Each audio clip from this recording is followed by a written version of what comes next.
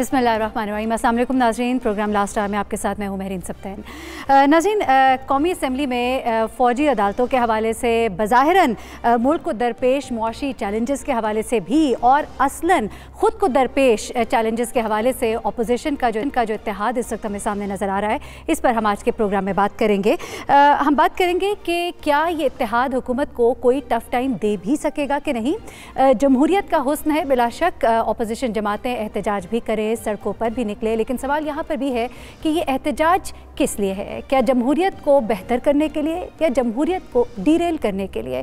क्या ये इत्तेहाद सिर्फ अपनी ज़ाती मसलहत के लिए है या इसका मकसद वाक़तन अवाम का दुख, अवाम का दर्द है? इस पर हम बात करेंगे। आज मियां नवाज शरीफ साहब ने कहा कि पाकिस्तान पीपल्स पार्टी और पाकिस्तान मुस्लिम लीग नून के दरमियान फासले जो हैं वो कम हो रहे हैं। इससे पहले हमने देखा कि मियां शहबाज शरीफ और मुलाकात होती है, जरदारी साहब की इजलास होता है और इस इजलास में कुछ अहम फैसले किए जाते हैं, कमेटी बनाने का फैसला किया जाता है। मीसाके जमहूरियत जो है अब उसका एक्सटेंशन इसे कहा जाता है जरदारी साहब की तरफ से, और बिलावल भुट्टो जरदारी कहते हैं कि मीसाके जमहूरियत में अब कुछ नई तब्दीलियाँ लाने की ज़रूरत है वक्त और हालात के मुताबिक। उसके बाद हम देखते हैं कि कमेटी कल के दिन जो नाम फाइनल होते हैं, इस कमेटी में हमें पाकिस्तान पीपल्स पार्टी के मेम्बरान, पाकिस्तान मुस्लिम लीग नून के मेम्बरान, MMA के मेम्बरान हमें नज़र आते हैं और हमें ये जो जॉइंट अपोजिशन कोऑर्डिनेशन कमेटी जो है, इसके जो मेम्बरान है वो बहुत ही अहम रहनुमा हैं पार्टीज़ के, और इसमें पाकिस्तान पीपल्स पार्टी, पाकिस्तान मुस्लिम लीग नून, MMA और ANP जो है उनके अहम रहनुमा शामिल है। अब ये जो जॉइंट अपोजिशन कोऑर्डिनेशन कमेटी है, इसके मेम्बरान जो हैं वो पार्लियामेंट के अंदर, पार्लियामेंट के बाहर हुकूमत को किस तरह का टफ़ टाइम देंगे, क्या करने का इरादा रखते हैं, इस सब पर आज के प्रोग्राम में गुफ्तगू होगी। इसके बाद हम बात करेंगे कि ऐवान हो या सुप्रीम कोर्ट, हर जगह बात हो रही है पुलिस रिफॉर्म्स की, बात हो रही है पुलिस में इस्लाहात लाने की, लेकिन ये इस्लाहात लेकर कौन आएगा? सवाल यहाँ पर यह है कि जिन्हें ये काम दिया गया या जिन्हें ये काम करना था, उनके तो अपने मुफादात है। हमारी पुलिस को डीपोलिटिसाइज करने का जो अमल है, इस अमल में काम कौन करेगा? इस अमल को आगे बढ़ाने के लिए आगे बढ़ेगा कौन? ये बहुत बड़ा सवाल है। आपको ये बताएं कि सिंध हाई कोर्ट की जानिब से अब 6 हफ्तों की मोहलत दी गई है और कहा गया है कि अब ये रिफॉर्म्स जो है ये अब सामने आ जाने चाहिए। इस हवाले से क्या तावील दी जाती है, क्यों ये अब तक ना आ सके, और अब जो अगर रिफॉर्म्स आएंगे तो उनके अंदर कौन सी ऐसी चीज़ें होंगी जो हम एक्सपेक्ट करें कि पिछले 10 सालों में तो ना हो सकी लेकिन अब हो जाएंगी इन 6 हफ्तों के अंदर? ये भी एक बड़ा सवाल है। सबसे आखिर में हम बात करेंगे कि पाकिस्तान जो अमन की दावत देता है बार बार भारत को, लेकिन भारत की जानिब से जिस तरह का रिस्पॉन्स आता है और भारतीय फ़ौज ने LOC पर एक बार फिर खिलाफवर्जी की, उनकी तरफ से जिस तरह के बयानात दिए जाते हैं, जिस तरह का रिएक्शन दिया जाता है। करतारपुर के हवाले से हमने कहा कि आप यहाँ पर आए, लेकिन उन्होंने उससे पहले फिर कह दिया कि आप आइए, जबकि पहले हम कह चुके थे। इस सब का मकसद क्या है, इस सब पर भी आज के प्रोग्राम में बात करेंगे। हमारे मेहमान हम बताते चलें, माजरत के रेहान हाशमी है, एडिटर साउथ कराची स्टूडियो से हमारे साथ, आरिफ हमीद भट्टी हैं, सीनियर तज्ज़ियाकार, दानियाल चौधरी रहनुमा पाकिस्तान मुस्लिम लीग नून हमारे साथ मौजूद हैं, जबकि शौकत यूसुफजई साहब अब से कुछ देर के बाद हमें ज्वाइन करेंगे। आरिफ हमीद भट्टी साहब, आपकी तरफ आते हैं। ये जैसे कि मैंने अभी आगाज़ में कहा कि जमहूरियत का हुस्न होता है कि एहतजाज किया जाए, सड़कों पर भी निकला जाए, लेकिन यहाँ पर जिस तरह वो कहते हैं कि हमें आवाम का बड़ा दर्द है, मुआशी हालात बहुत बुरे हैं, मिनी बजट के ऊपर इन्होंने बड़ा वावेला मचाया, तो क्या ये इस मकसद के लिए है या वही जो इनकी कश्ती जिस भंवर में फंसी हुई है उस भंवर से इसको निकालने के लिए है? बिस्मिल्लाहिर्रहमानिर्रहीम। महरीन, आपने फरमाया एहतजाज जमहूरियत का हुस्न है। यकीनन एहतजाज जमहूरियत का हुस्न है, उसके बगैर जमहूरियत होती नहीं। लेकिन देखना यह है एहतजाज कौन कर रहा है और किस लिए कर रहा है। क्या जिस मकसद के लिए वो एहतजाज कर रहा है, माजी में जब अपनी हुकूमत थी उसने उसमें क्या डिलीवर किया? क्या उसने खुद उस पर इम्प्लीमेंट किया? क्या खुद इस्लाहात लाए? बदकिस्मती यह है कि पाकिस्तान में सियासत असूलों की बजाय मफादात के गिर्द घूमने लग पड़ी है। जो ऐसे भी कुछ जमात अपोजिशन में हो, उसके ख्यालात, उसके रवैये, उसकी गुफ्तगू वो मीडिया को और नज़र से देखता है। जैसे ही इक़्तिदार के ऐवानों में जाता है उसकी सोच बदल जाती है, उसके ख्यालात बदल जाते हैं, उसका मकसद बदल जाता है। तो मौजूदा इत्तेहाद जो दोनों जमातों का, मेरी राय में तो उस करप्शन बचाओ के अलावा कोई इत्तेहाद नहीं है। इसके अलावा 1% भी कोई नहीं है। माजी में आपने खुद ही मिसाल दे दी कि मोहतरम जरदारी साहब ने नसूर किसको कहा मुझे नहीं पता, शहबाज शरीफ साहब ने किसको गलियों में घसीटना था मुझे नहीं पता, मोदी का यार बिलावल साहब ने किसको कहा था, वो कौन सी ऐसी मोहब्बत, कौन सी कुर्बत आ गई कि अचानक ये इकट्ठे इत्तेहाद हो गया इनका? उसकी क्या वजह है? मुझे आज तक एहतजाज का मकसद नहीं समझ आया। अपोजिशन पीटीआई भी बिला वजह एहतजाज करती थी, क्योंकि जो अपोजिशन ना उसका काम ही होता है कि हुकूमत को मुश्किलात पैदा करे। हुकूमत का काम होता है इशू ना बनाए, इशू डिफ्यूज करे। पीटीआई जब अपोजिशन में थी तो इसकी मेजोरिटी नहीं थी, नून लीग और पीपल्स पार्टी का मुकमका था। अब इनफैक्ट हालात थोड़े से चेंज ये हुए हैं कि जो अपोजिशन है बहुत मजबूत हो गई है, पीपल्स पार्टी और नून लीग एक प्लेटफॉर्म पे आते हैं तो हुकूमत लेकिन एक बात यहाँ पर ये भी है नोट करने वाली, आरिफ हमीद भट्टी साहब के ऑपोजिशन मजबूत तो हो गई, लेकिन इस ऑपोजिशन के बीच में बाल भी है, बहुत ही बारीक सा ये बाल है, और ये जो बाल है ये हमेशा पहले की तरह क्या अलग कर देगा? मिसाक जमहूरियत के बाद हमने देखा जब जिसका फ़ायदा होता था वो आगे और जिसका फ़ायदा नहीं होता था वो बेचारा पीछे रह जाता था। वो बाल अब भी मौजूद है। Mahreen writing on the wall, Shahbaz Sharif करीब हैं नारों के। जिस दिन उनका हो गया ये पार्टी से रास्ते जुदा कर लेंगे और ये फौजी अदालत के लिए भी वोट देंगे। आप नहीं देख रही कि कुछ दिनों से अचानक बीमारी की खबरें आ रही हैं? इतलात ये हैं कि अल्लाह ताला सबको सेहत तंदुरुस्ती ज़िंदगी दे, हमारे सियासतदान हुकूमत इन्होंने ही करनी है। तो अगर मुल्क से बाहर जा रहा है तो कोई जवाब तो बनाया जाएगा ना। जब जवाब बनाया जाएगा तो उसकी एक जिंदा मिसाल माजमी में मैं देता हूँ कि शहबाज साहब को इसीलिए मिनिस्टर इंक्वायरीज में नहीं रखा जा रहा कि वो अपोजिशन लीडर है, इसलिए रखा जा रहा है कि जब उनके भाई लंदन से आए 7 घंटे की फ़्लाइट लेट थी, अबू धाबी रुके, लेकिन ये लंदन से 17 घंटे बाद लाहौर एयरपोर्ट पर पहुंच गए। शहबाज शरीफ मुस्लिम मस्जिद से एयरपोर्ट नहीं पहुंच सके थे, उसकी कुछ वजूहात है। बिल्कुल सही है। और पब्लिक अकाउंट्स कमेटी की जो चेयरमैनशिप है उसके हवाले से भी यही कहा जा रहा है कि एनआरओ के बहुत शायद कहीं करीब है, लेकिन चलिए ये तो सब बात आने वाला वक्त बताएगा। रेहान हाशमी से बात मानी, अब किसी ने शहबाज साहब की बात मान के उन्हें बना दिया। चलिए ठीक है। रेहान हाशमी, आप ज़रा बताइएगा, ये जो इस वक्त अपोजिशन का इत्तेहाद है बड़ा ही मजबूत सा इत्तेहाद दिखाई देता है, और हुकूमत के इब्तदाई महीनों में इस तरह का इत्तेहाद बन जाना, जैसा सलमान गनी साहब ने कहा कि ये जो इत्तेहाद है ये इत्तेहाद इतने इब्तदा में बन जाना बड़ा मुश्किलात क्रिएट कर सकता है, दे सकता है मुश्किल वक्त, टफ टाइम हुकूमत को। आपको लगता है कि ये इत्तेहाद या सिर्फ अपने मुफादात के बाद ये शराजा बिखर जाएगा? देखिए मेरी दो बातें बड़ी इंपॉर्टेंट हैं। जो इत्तेहाद जिन जमातों में हो रहा है उनके ख़िलाफ़ करप्शन के केसेस इस वक्त मौजूद हैं, तहकीकात जारी हैं। एक बड़ा भाई जेल में है, दूसरा भी जेल में है तकरीबन।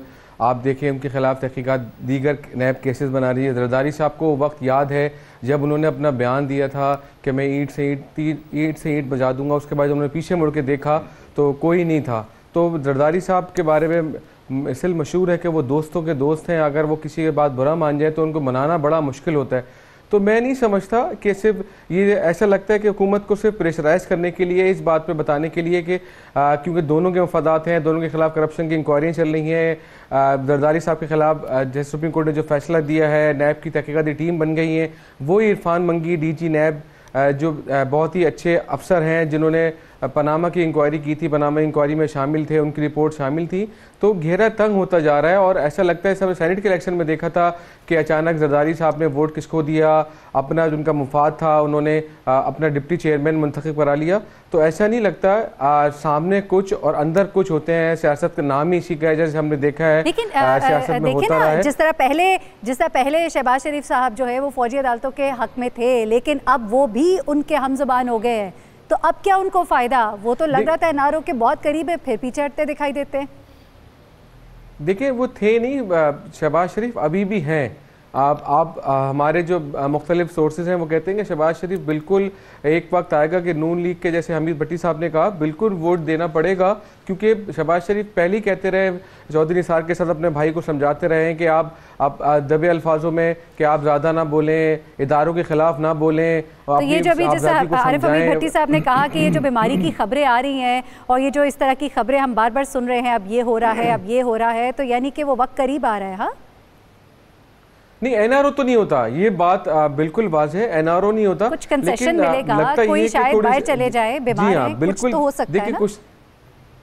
कुछ हो सकता है, लेकिन बाहर जाना मैं समझता हूँ अभी फौरी तौर पर मुमकिन नहीं है, क्योंकि वज़ीर-ए-आज़म जो इमरान खान का नारा है करप्शन, जिसकी बुनियाद पर उन्होंने 22 साल जद्दोजहद की, अपने स्पीचेस में कहा, अपने जलसों में कहा कि करप्शन के जो खिलाफ वो डटे रहेंगे। और अभी तक हमने देखा कि जिस तरह FIA ने तहकीकात की, नैब रेफरेंस बनने जा रहा है, 16 रेफरेंसेस बन रहे हैं, ECL में नाम आए, फिर वजह से नाम निकाल दिए गए, लेकिन अभी भी कुछ लोगों के नाम मौजूद हैं। तो ऐसा नहीं लगता मेरी इत्तलात के मुताबिक कि NRO शहबाज शरीफ हासिल करने में कामयाब हो जाएंगे।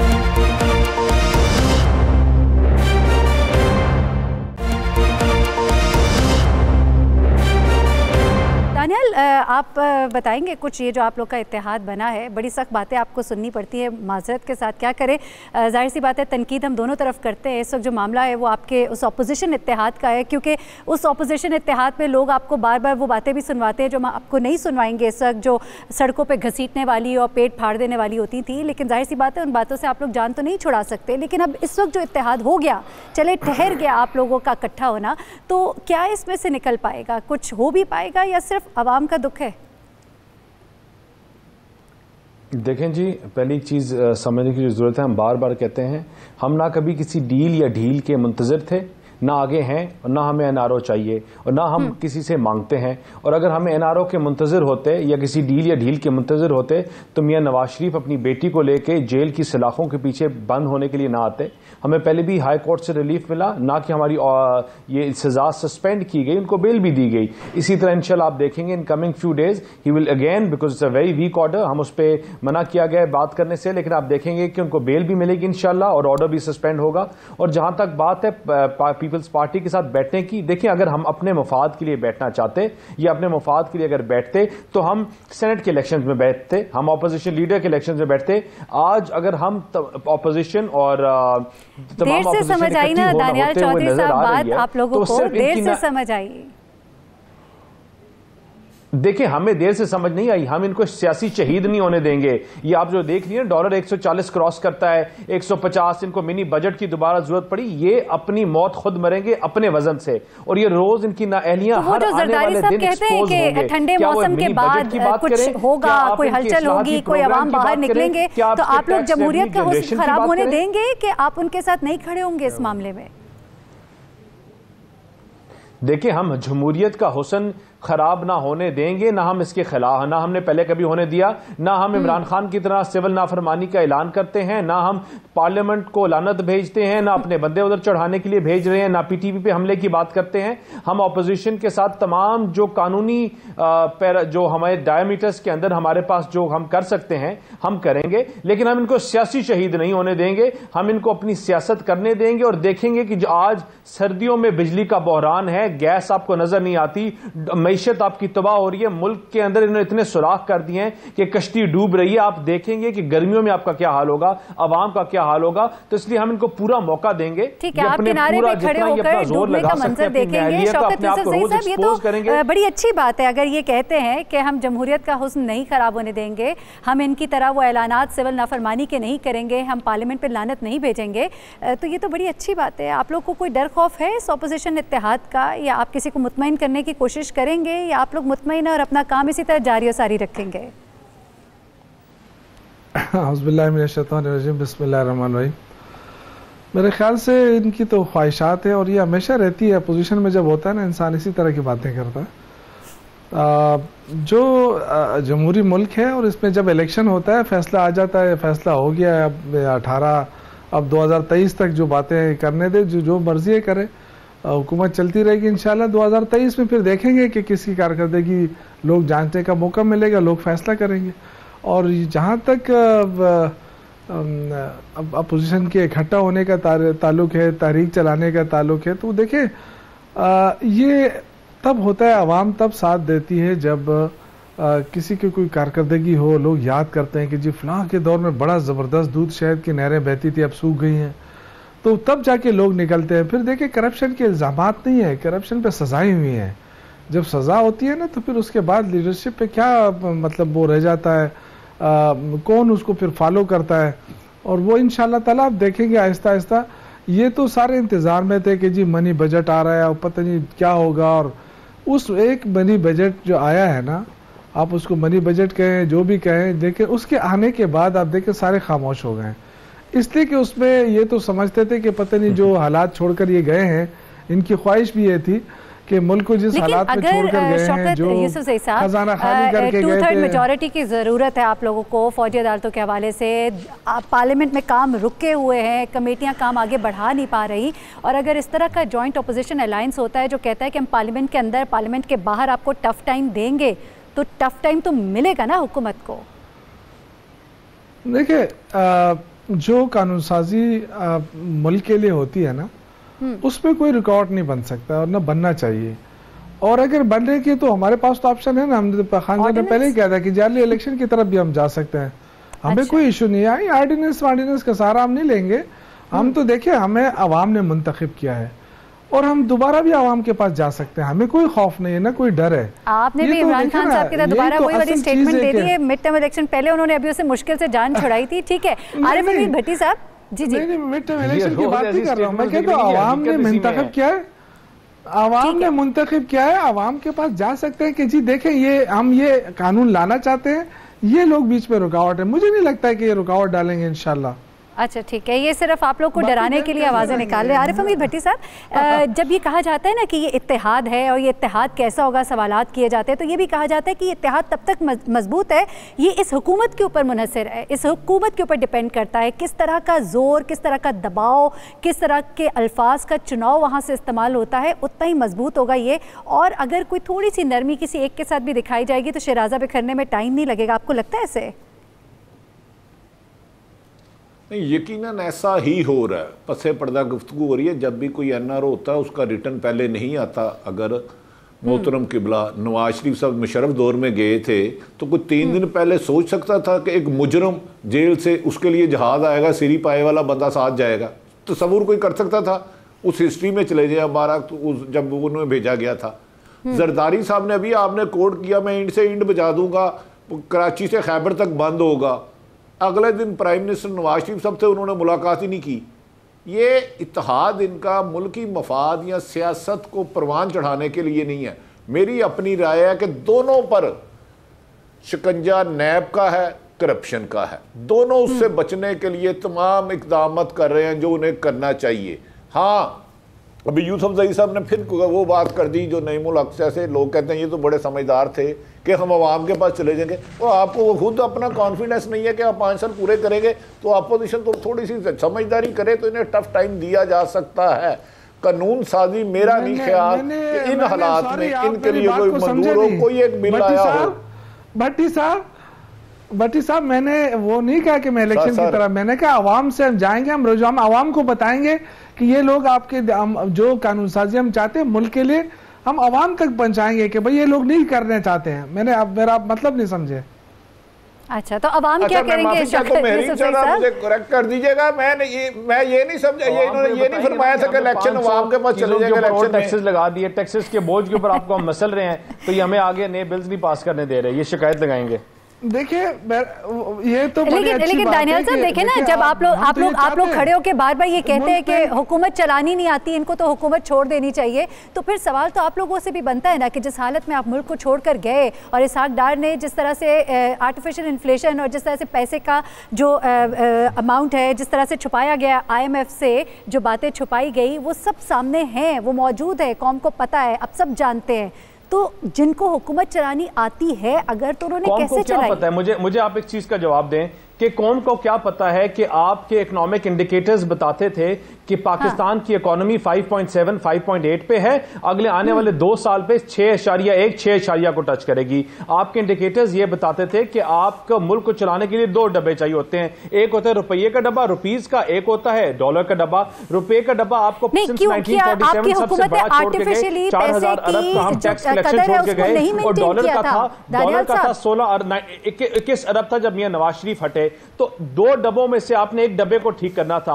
आपने मैशत का बुरा हाल कर दिया, आपने इकोनॉमी को बुरा हाल कर दिया, आपने रुपये को डी वैल्यू करने की वजह से 21 बिलियन डॉलर जो आपके अवाम के ऊपर 21 करोड़ अरब रुपया जो अवाम के ऊपर कर्ज चढ़ गया है, उसको आप भूल गए। लोग देखते हैं आज महंगाई इनकी अपनी नाअहली की वजह से है, इनकी अपने ब्रॉडर अभी तो इनकी हुकूमत को आए 5 माह हुए। दानियाल चौधरी साहब थोड़ा सा तो हाथ हल्का रखिए। ठीक है, हम ब्रेक पे जाते हैं, हम ब्रेक से जब वापस आएंगे हर चीज को छोड़ दे, आप सिर्फ एक इकोनॉमिक इंडिकेटर उठा लें, आप सिर्फ एक इकोनॉमिक इंडिकेटर उठाने, ये जो इकोनॉमिक इंडिकेटर वाला है ना मामला, इसको हम जरा बात के लिए छोड़ देते हैं, हम जनरली एक बात कर रहे हैं जो सबके सामने है। हालात और वाकयात छुपे हुए नहीं है। इस वक्त हर टेलीविजन स्क्रीन के ऊपर आप देख रहे हैं, हर चैनल के ऊपर देख रहे हैं, इस वक्त जो मईशत के ऊपर और मईशत का जो बेड़ा गर्क हुआ हुआ है उसके ऊपर जिस तरह से गुफ्तगू हो रही है, वो अब कोई ढकी छुपी चीज़ नहीं है। जो आपके हामी है अब वो भी हाँ मिलाते नजर आते हैं। इस हवाले से चले ये एक और गुफ्तगू हो जाएगी, हम बढ़ेंगे अपने अगले मौजू की तरफ, ब्रेक लेंगे। ब्रेक से जब हम वापस आएंगे तो पुलिस रिफॉर्म्स जिसका कि कहा जा रहा है, सुप्रीम कोर्ट से आवाज़ आती है, फिर सिंध हाई कोर्ट से आवाज़ आती है, तो ये रिफॉर्म्स होंगे किस तरह, इस पर ज़रा गुफ्तगू करते हैं एक ब्रेक के बाद।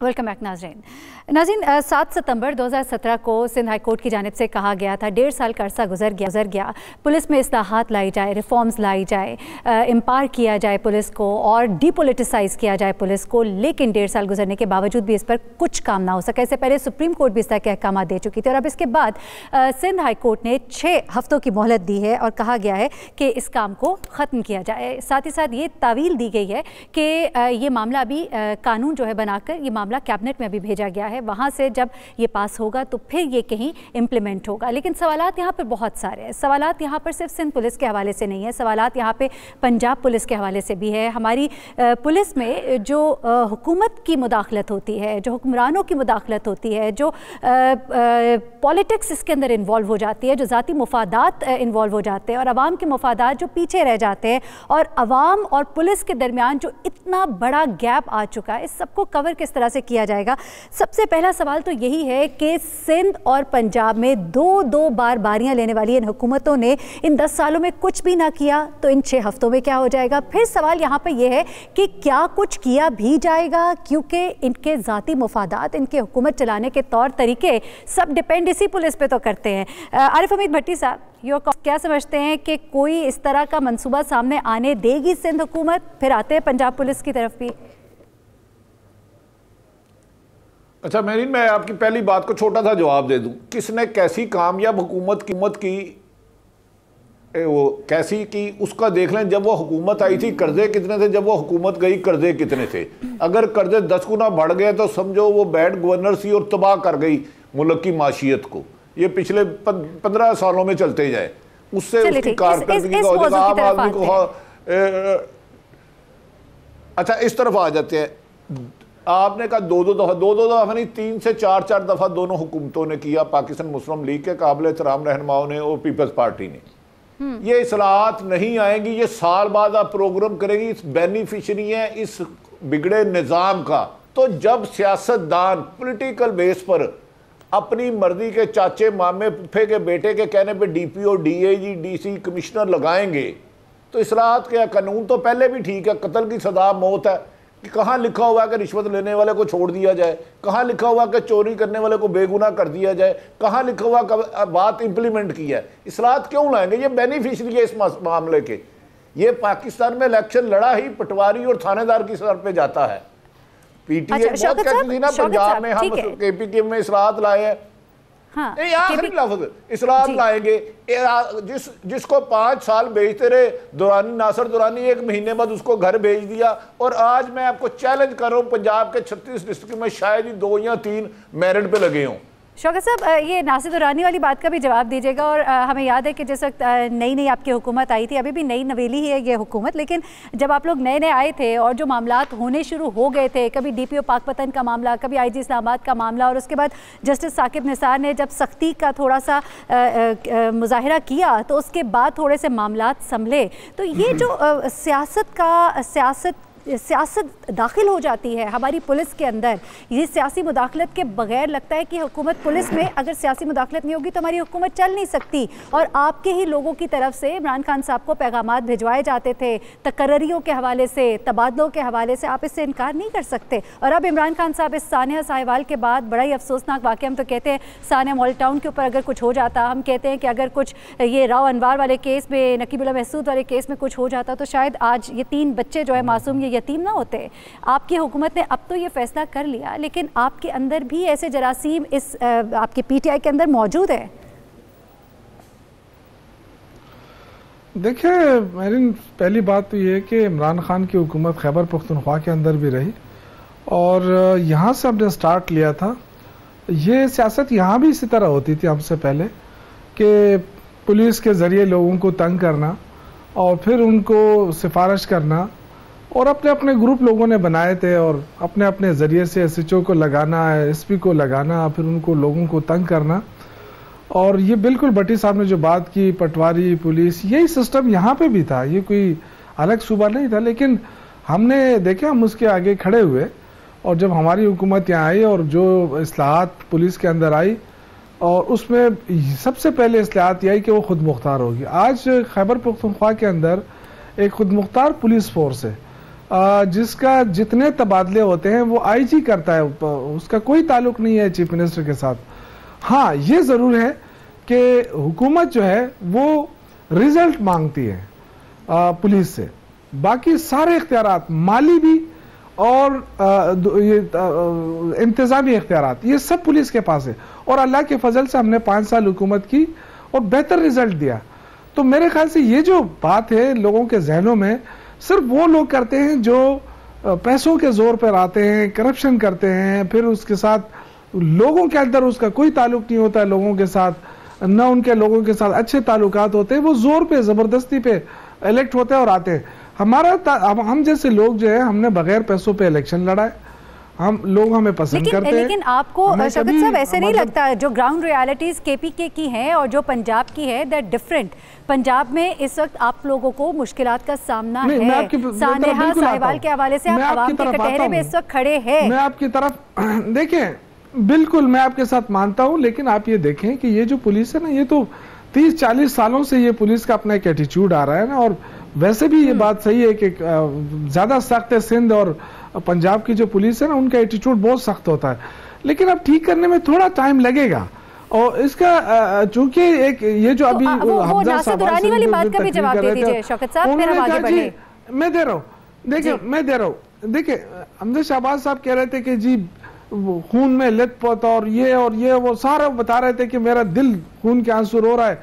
तो मुझे बड़ी हैरत हो रही थी, यानी जो वाकया हुआ है साहिवाल के, उस पर तो मेरे ख्याल से कोई दो राय है नहीं, चाहे वो हुकूमत में है चाहे वो बाहर है, सबका दिल जो है डूब रहा था। लेकिन जो मॉडल टाउन में बिल्कुल वो ऐसे भूल गए जैसे मॉडल टाउन में कोई हुआ ही नहीं। नासिर दुरानी साहब वाली बात का जवाब दे दे ताकि हम आगे बढ़े शौकत साहब। देखिए नासिर दुरानी साहब का मुझे इल्म नहीं है कि क्यों उन्होंने रिजाइन किया, उनको लाया किस लिए था, क्योंकि वो ऑलरेडी पहले से बीमार थे बेचारे। यहाँ भी काफी उनको तकलीफ होती थी, घुटनों की बहुत ज्यादा तकलीफ थी उनको, शदीद किस्म की आर्थराइटिस है उनको। मुझे नहीं पता है क्योंकि मैं बहुत अच्छे इंसान थे, मेरे उनके साथ बच्चे ताल्लुकात भी बड़े अच्छे थे, हम नमाज भी अक्सर इकट्ठे पढ़ते थे। तो लेकिन मुझे नहीं पता कि चलिए ये आरिफ साहब, जो मैं आपकी तरफ वापस आऊंगी ना, तो आपने इस बात का जरूर जवाब देना है। दानियाल चौधरी साहब, जब हम सिंध पुलिस की बात कर रहे हैं तो पंजाब पुलिस की भी अभी हमने बात की और जाहिर सी बात है बहुत मामलात जो हैं ख़राब हमें नज़र आते हैं ऑन ग्राउंड्स। आप लोग की हुकूमत रही पिछले 10 साल, पंजाब में आप लोग की हुकूमत रही। व्हाट वुड यू से कि क्या करना क्या चाहिए, हो क्या रहा है यहाँ पर, और पोलिटिसाइज्ड है ना पुलिस पंजाब की? देखिए मेरीन, पहले तो एक चीज, if you give me please at least 6 minutes I can answer the entire thing जो बात होती है कि आप अगर पोलिटिसाइज की बात करें, और पहले हम शुरू करते हैं जी, अगर हम शुरू करते हैं KPK से, देखिए वो कहते हैं जंगल में मोर नाचा किसने देखा। ये उधर तो ये हरकतें करते रहे, किसी ने देखा नहीं। कभी विसल ब्लोअर एक्ट निकाल दिया, कभी क्या निकाल दिया, कभी इस्लाहाती प्रोग्राम निकाल दिया। इन्होंने विसल ब्लोअर एक्ट ऐसा निकाला जिसकी एडवर्टाइजमेंट पे ज्यादा पैसे लगे और एक केस भी दर्ज नहीं हुआ। और हम क्या इस्लाहाती प्रोग्राम्स की बात करते हैं। पंजाब 54% कॉन्ट्रीब्यूट करता है आपकी मैशत की फेडरल इकोनॉमी में। और आपके अगर सूबों की, अगर आपने तमाम हमारे टाइम में अगर कंपैरेटिव एनालिसिस किया जाए तो बेस्ट परफॉर्मिंग इन सिक्योरिटी उसमें रहा तो पंजाब था। फैक्ट्स एंड फिगर्स आपके सामने हैं। आपने ये, हम इतना दूर क्यों जाते हैं, हम इस 5 महीने की इनकी प्रोग्रेस को देख लें। आजम स्वाति साहब का केस देखें, आप DPO पाकपतन का देखें, नासिर दुरानी का आप देखें, आप IG पंजाब का देखें, आप IG इस्लामाबाद का जो इशू हुआ था उसको देखें, फिशरीज का जो केस था IG फिशरीज का, उनको देखें। ये तमाम वो चीजें हैं, ये रोज आती हैं और रोज इनके सामने, ये हमने नहीं खड़ी की, ये रोज खुद ही ऐसी गलतियां करते हैं, मीडिया के सामने आती हैं, इनकी बैशिंग होती है और फिर ये पुरानी हुकूमतों को ले आते हैं। ये रोज अपनी हरकतों हाथों से खुद एक्सपोज होते हैं। जहां तक बात है रिफॉर्म्स की, देखिए चाहे राव इफ्तिखार हो या वो आबिद बॉक्सर हो, ऐसे लोगों को एक्सपोज भी करना चाहिए और इनको सलाखों के बीच में पीछे होना चाहिए। साथ ही साथ सानेहा मॉडल टाउन के जो लोग हैं उनको भी अंजाम तक पहुंचना चाहिए ताकि साहिवाल जैसे वाकयात रुनुमा ना हो। दानियाल साहब देखिए, साहिवाल जैसे साहिवाल वाला इंसिडेंट हुआ, इसके ऊपर हम पॉलिटिक्स नहीं करते, ना करनी चाहिए। हम हर इंसान का पाकिस्तान में की तो सही ना कहा तो गया कि वज़ीर-ए-आज़म और वज़ीर-ए-आला जो है वो रिजाइन करें। Any one of us could have been, लेकिन महरीन आप देखें इसमें क्या है, इनकी स्टेट्समैनशिप देखें। इनके 3 मिनिस्टर्स आते हैं, 3 मिनिस्टर्स मीडिया पे आके, पहले एक कहता है वो दहशतगर्द थे, फिर वो दूसरा कहता है दहशतगर्द थे, फिर वो तीसरा कहता है। रीट्रैक नहीं करते, फिर इनके लॉ मिनिस्टर आके कहते हैं कि जब तक ये वाकया हुआ था तब तक हुकूमत की उस तरह से जिम्मेदारी नहीं थी, लेकिन जो बयानबाजी उसके बाद हुई तो वहां पे हुकूमत की जिम्मेदारी वहीं से शुरू हो गई। उन बयानबाजी के ऊपर बहुत लोगों ने क्रिटिसाइज किया। डेफिनेटली शुरू हुई जब आपने ऐसी चीजें की। देखिए, हुकूमत रिस्पॉन्सिबल है उस FIR का, और अगर जो FIR लिखी उस मोरल से पूछे, उस मोरल से लेकर तमाम उन लोगों से कि जब आपको नाम पता था, फिर आप बेनामीदार के ऊपर आप FIR लिखते हैं कि मैं वकील हूं और भट्टी साहब से ज्यादा किसको पता है FIRों का इस मुल्क में, कि जब आप नामजद नहीं करते ना तो ये तरीका होता है निकालने का। उसके बाद जिमनियों में बेशक आप 600 नाम डाल दो,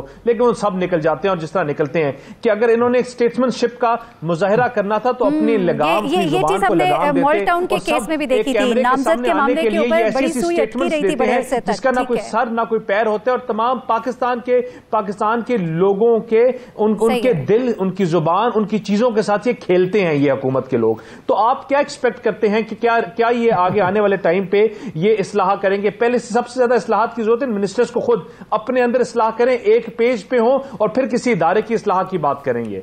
चलिए ठीक है, आज आप अपोजिशन में बैठे हैं, यकीनन इन्हें मशवरे दे सकते हैं। शौकत साहब, हमें ब्रेक पे जाना है, हम ब्रेक पे जाएंगे। और दानियाल साहब, आपका बहुत शुक्रिया, आप हमारे साथ मौजूद थे इस सेगमेंट तक। ब्रेक से जब हम वापस आएंगे तो हम बात करेंगे भारतीय मीडिया जो पाकिस्तान के खिलाफ मुसलसल प्रोपेगेंडा कर रहा है, भारत जो अपने रवैये से बाज नहीं आ रहा, उसे वो पैगाम पहुँच के ही नहीं दे रहा कि आप एक कदम उठाएँ, हम 2 कदम उठाएँगे, लेकिन हम फिर भी अपना ये रवैया जो है बदस्तूर जारी रखे हुए। इस पर बात करते हैं ब्रेक के बाद।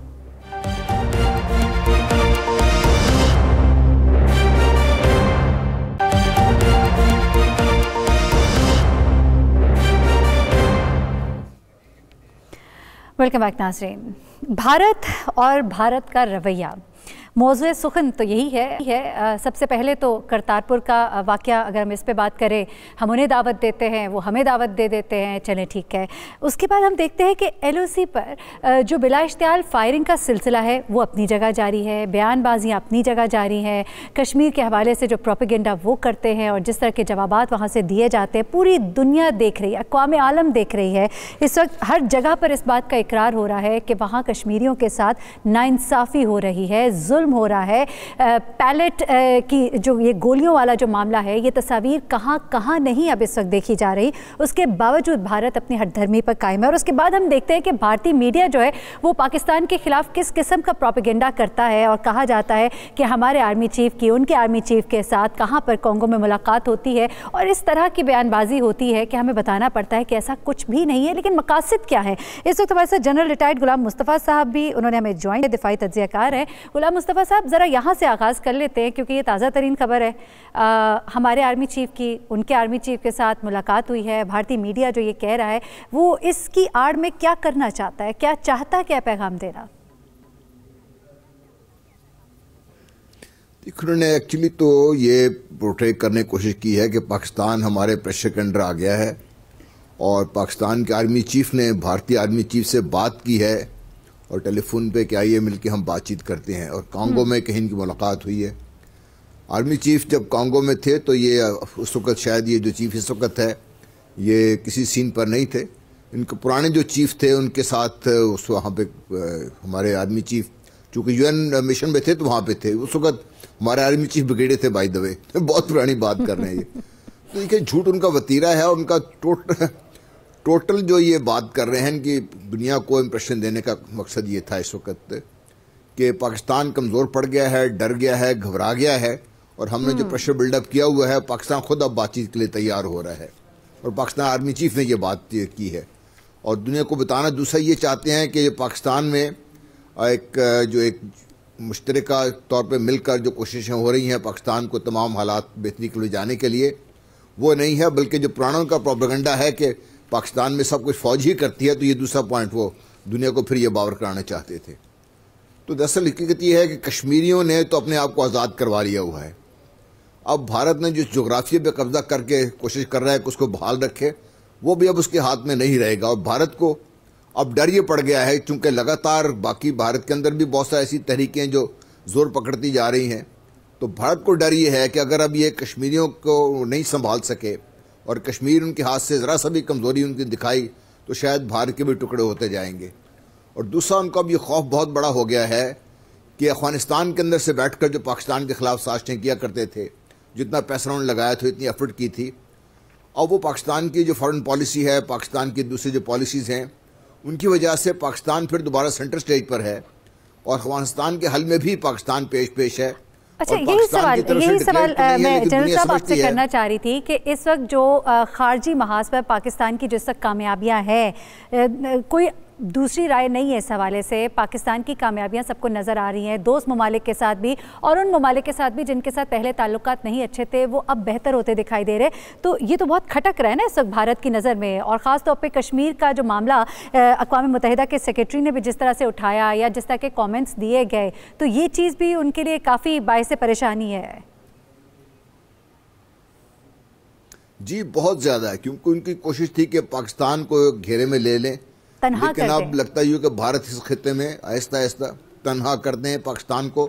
लेकिन उल्टा काम हो रहा है अभी। अफगानिस्तान में जहाँ पे उसने इतनी इन्वेस्टमेंट की थी, पाकिस्तान के लिए इतने मसाइब खड़े किए थे, अब वहाँ पर भी उसको अपनी दाल गलती हुई नज़र नहीं आ रही।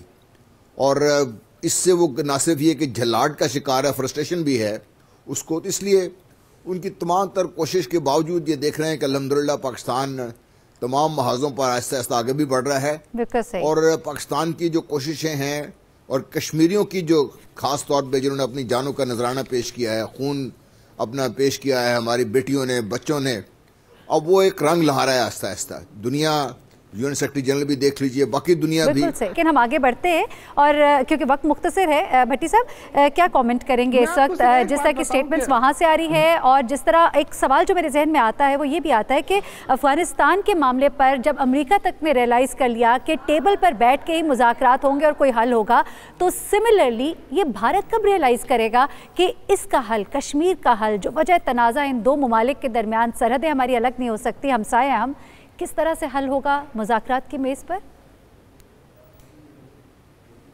देखें, गुजारिश है, जब पाकिस्तान वजूद में आया, भारत इसका दुश्मन था, बन गया, फिर भी दुश्मन था, कल भी दुश्मन था, आज भी दुश्मन है। लेकिन अब माजी जैसे हालात नहीं रहे। जैसे जनरल साहब ने बताया, कश्मीर में आलमोस्ट उनके हाथ से निकल चुका, बारूद और टैंकों के जरिए वहाँ मौजूद है। अफगानिस्तान में जो आज से 3-4 साल पहले उनकी पोजीशन थी, वहाँ बहुत कमज़ोर हो गई है। माइनॉरिटी की मूवमेंट उनके खिलाफ बहुत ज़्यादा चल रही है। और इस दफ़ा इस हुकूमत को ये क्रेडिट ना देना भी ज़्यादती होगा। इन्होंने कश्मीर इशू को और इंडिया का पाकिस्तान में दहशत गर्दी इशू को गुलभूषण के बाद दुनिया पे बहुत उठाया, जिस पे इंडिया को बैकफुट होना पड़ा है। इवन के मौजूदा हुकूमत ने अमेरिका की भी डू नॉट पॉलिसी पे इनकार कर दिया। अब भारत प्रोपोगंडे के जरिए ये बात तासुर करना चाह रहा है कि मैं माजी जितना मजबूत हूं, जबकि वो कमज़ोर होता जा रहा है। उसकी गिरफ्त इंटरनेशनल तौर पे भी उसकी चेहरा नज़र आ रहा है। अमेरिका ने भी ये फील कर लिया है कि अरबों खरबों पे जंग करके पाकिस्तान के बगैर वहाँ अमन नहीं ला सकता। इंडिया के उसने सफारत खाने खोले, ट्रेनिंग खोली, तो मौजूदा हुकूमत की अच्छी स्वार्थी पॉलिसी की वजह से अमेरिका को बैकफुट पे होना पड़ा। तो ये प्रोपोगंडा का सहारा ले रहे हैं, जिसके उन्होंने स्टेटमेंट दी, उसके DGI-SPR ने वाज़ेह तौर पे कह दिया इसका हक़ाइक़ से कोई वास्ता नहीं। मेरा ख्याल अब कसियानी बिल्ली खंबा नोचे। शायद भारत को और मजीद आने वाले दिनों में नाकामियों का सामना करना पड़ेगा और पाकिस्तान को अल्लाह ताला कामयाब। प्रोग्राम का वक्त खत्म हुआ। अपने मेहमानों का हम शुक्रिया अदा करेंगे। इंशाल्लाह आपसे अगले हफ्ते फिर मुलाकात होगी। मुझे महरीन सप्ताइन को इजाज़त दीजिएगा। अपनी दुआ में हमें भी याद रखिएगा, अपना बहुत ख्याल रखिएगा। अल्लाह हाफ़िज़।